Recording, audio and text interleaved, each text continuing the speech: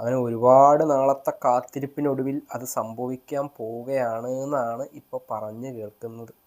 വേറെ ഒന്നുമല്ല, മോഹൻലാൽ ഫാൻസൊക്കെ ഏകദേശം ഒരു 3-4 കൊല്ലമായിട്ട്, 3-4 കൊല്ലമല്ല അതിൽ കൂടുതലായി തോന്നുന്നുണ്ട്, കാത്തിരിക്കുന്ന ഒരു മഹാസംഭവമുണ്ട്.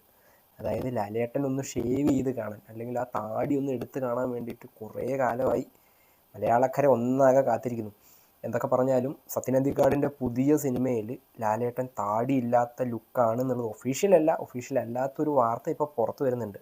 എന്തൊക്കെ പറഞ്ഞു കഴിഞ്ഞാലും താടി എടുത്തു കഴിഞ്ഞാൽ ലാലേട്ടൻ പഴയ ഈ ഒടിയനൊക്കെ ചെയ്യുന്നതിന് മുൻപത്തെ അതേ ലുക്കിലായിരിക്കും എന്ന് ആർക്കെങ്കിലും പ്രതീക്ഷയുണ്ടെന്നുണ്ടെങ്കിൽ അത് വേണ്ട. ഒടിയൻ്റെ അവസ്ഥയിൽ നിന്നൊക്കെ രക്ഷപ്പെട്ട് വന്നിട്ടുണ്ടാവും എന്നുള്ളത് ഉറപ്പാണ്. എങ്ങനെയൊക്കെ പോയി കഴിഞ്ഞാലും പഴയ ലുക്ക് ഇനി ലാലേട്ടന് തിരിച്ചു കിട്ടില്ല. ഇനിയിപ്പോൾ താടി എടുത്തു കഴിഞ്ഞാലും പൂർണ്ണമായിട്ട് പഴയ ലാലേട്ടനെ ഒന്നും ആരും പ്രതീക്ഷിക്കേണ്ട. സംഭവം സത്യമാവട്ടെ, സത്യനന്ദിക്കാടിൻ്റെ സിനിമയിലെങ്കിലും ആ താടി ഒന്ന് എടുത്ത് ലാലേട്ടനെ കാണാൻ കഴിയട്ടെ.